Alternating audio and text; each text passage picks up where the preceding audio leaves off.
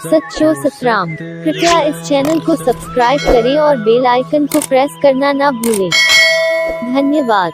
सच्चो सतराम। जैसे वो सच्चे साईं, एक साईं वो जा रहे थे प्रोग्राम पे, तो किसान ने वहाँ पे ज्वारी बोई हुई थी। हमारे गांव है खुशकल के बराबर में। तो जैसे साईं जा रहे थे सच्चे साईं, तो किसान ने कहा, तो उसने बोया था गंदो गेहूँ, तो कहा मैंने ज्वारी पोखी है तो तुम आशीष करो। साईं ने कहा कि हाँ बिल्कुल, तुम्हारी ज्वारी बहुत अच्छी होगी। तो जब वो फसल आगे बड़ी सिला निकला तो वो ज्वारी का निकला, तो किसान एकदम हड़बड़ा गया। मैंने पोखी तो गंदुम थी, गेहूँ थी। वो साईं की बात, उन्होंने जो तुमने कहा वो आशीर्वाद ही वही हुआ।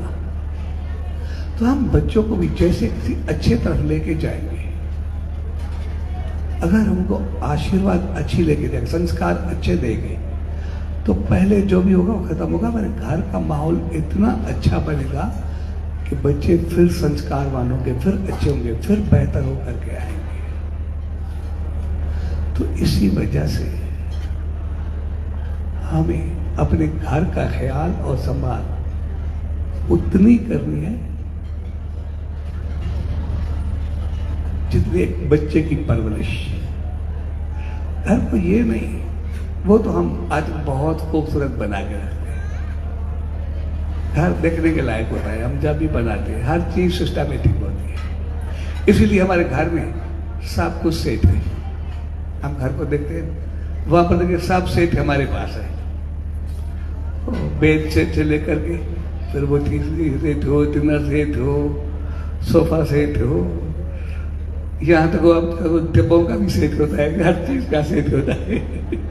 सभी जितने भी हो सभी सेट है, लेकिन थोड़ा सा जीवन अब सेट है वो बहुत मुश्किल है। सब सेट है, जितने हम घर में दाखिल होते हैं हर डिब्बों का भी सेट है, जितना भी लेंगे, जो भी लेते हैं, बैग हो कुछ भी हो लेते हैं, वो सभी सेट लेते हैं। लेकिन सब सेट होने के बावजूद जीवन अब सेट है, वो एक हमें कमी आ गई है। हमें जीवन को सेट रखना है, बाकी सब कुछ सेट हो जाएगा। सब होने के बाद ये कमी आ गई है, और कमी की वजह सिर्फ यही है बचपन। हमसे जो गलती हुई वो बच्चों से ना होगा। जो हमने उस वक्त नहीं किया अभी वो बच्चों को ना करवाए। बच्चों को हम शुरू के सिर्फ 5-7 साल, और ज्यादातर वो 11 साल तक ही बच्चा सीखता है, उसके बाद कुछ भी नहीं। बच्चों का जीवन 11 साल तक रहता है। 11 साल तक जो हमने बच्चों को प्यार दिया, जो संस्कार दिए, वो हमें लौटा के देंगे। 11 साल के बाद अगर बच्चों के पांव लड़खड़ाए, फिर हम उनको कितना भी किस तरह कितना भी वो पांव मिले, वो आना भी नहीं चाहेगा। जो 11 साल तक बच्चों को बाहों में नहीं लेता, फिर वो पूरी जिंदगी कोशिश करता रहता है कि बच्चे हैं वो नहीं आते। जो अपने जीवन में 11 साल तक बच्चों को इस नहीं करता, संस्कार नहीं देता, फिर वो पूरे जीवन कोशिश करता है, वो तकरीबन नहीं आता। 11 साल एक क्राइटेरिया है, हमें याद रखना चाहिए। 11 साल तक जो कुछ बच्चों को दिया वो दिया। 11 साल के बाद हम आमतौर आज के दौर में 11 साल के बाद कोशिश करते हैं, जब वो हाथ से निकल जाते हैं, वहां तक हमारी कमी है। हमें 11 साल तक बच्चों को साथ में लेना है, उनको सिखाना है, और हमारी कोशिश 11 साल के बाद चलती है। इसी वजह से जीवन अपसेट है, इसीलिए घर अपसेट है, बाकी सब कुछ सेट है, लेकिन जीवन अपसेट है वो सिर्फ 11 साल की वजह से। क्योंकि 11 साल तक हम बच्चों का ध्यान नहीं देते। सिर्फ हम देखते हैं बच्चों को 11 साल तक, या उसके बाद जिस दौर से हम गुजर रहे हैं, हम बच्चों को सिर्फ पैसे के जोर पे चला रहे हैं, घर को प्यार के जोर पे नहीं। कभी भी हम पूछते हैं कभी भी बात चलती है यही कहते हैं कि कौन सी कमी दी है, कौन सा क्या किया है हमने। जो चाहो खर्चो, जो चाहो लो, जो चाहो हम देना चाहते हैं, जितना कुछ करो, लेकिन जितना कुछ खाओ, जितना कुछ लो, लेकिन हमारा सार न खाओ, ये हमारे पास होता है, यही कमी है। हम आज के दौर में सभी जो भी है वो घर को घर के तौर पे नहीं, पैसे के जोर पे चला रहे हैं सभी। भाई जितना चाहो हमसे पैसा लो, कि हमारी तरफ ना देखो, हमें तंग ना कर। और हम बच्चों को तंग समझ रहे हैं, इसी वजह से हम धोखा खा रहे हैं। उनको हमारे पैसों की जरूरत नहीं है 11 साल तक जो हम कर रहे हैं। उनको कुछ भी नहीं चाहिए 11 साल तक। 11 साल तक उनको संस्कार, प्यार और मोहब्बत चाहिए। 11 साल के बाद हम कहते हैं कि पैसा बहुत दे, अभी प्यार दे, उनको जरूरत नहीं, प्यार क्यों देंगे? उनको दोस्तों की जरूरत है, उनको साथियों की जरूरत है, उनको बाहर जाने की जरूरत है, उनको गोद की जरूरत थोड़ी है। क्यों गोद में आए?